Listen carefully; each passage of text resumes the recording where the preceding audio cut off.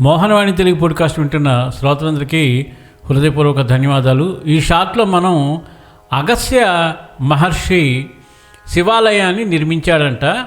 అది ఏ రకంగా నిర్మాణం జరిగింది, ఏ కారణం చేత జరిగిందో ఈ షాట్లో మనం తెలుసుకుందాం.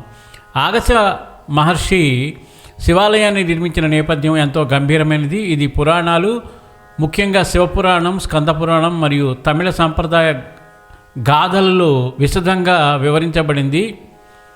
అగస్త్య మహర్షి శివాలయం నిర్మించిన కారణం, హిమాలయాల్లో దేవతల సమూహం, పార్వతీదేవి శివపార్వతుల కళ్యాణం జరిగినప్పుడు దేవతలందరూ, ఋషులు, గంధర్వులు, యక్షులు హిమాలయాలకు చేరుకున్నారు.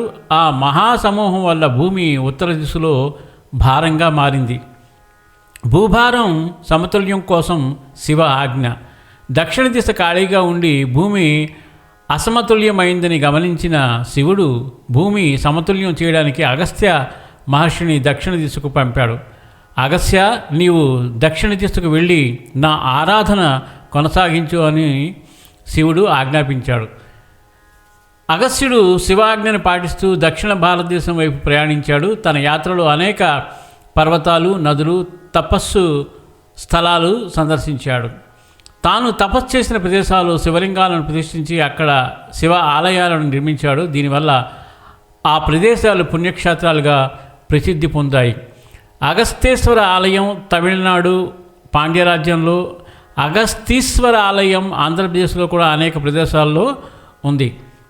ఈ ఆలయ నిర్మాణం వెనుక ఉద్దేశం ఏమిటంటే శివభక్తి స్థాపన, దక్షిణ దిశలో శివారాధనను విస్తరించడం, భూమి సమతుల్యం, ఉత్తర దిశ భారం తగ్గించడానికి, తపోభూముల ఆవిష్కరణ, ఆ ప్రాంతాలను పుణ్యక్షేత్రాలుగా మార్చడం, ధర్మ ప్రచారం, శివతత్వాన్ని ప్రజల్లో వ్యాప్తి చేయడం.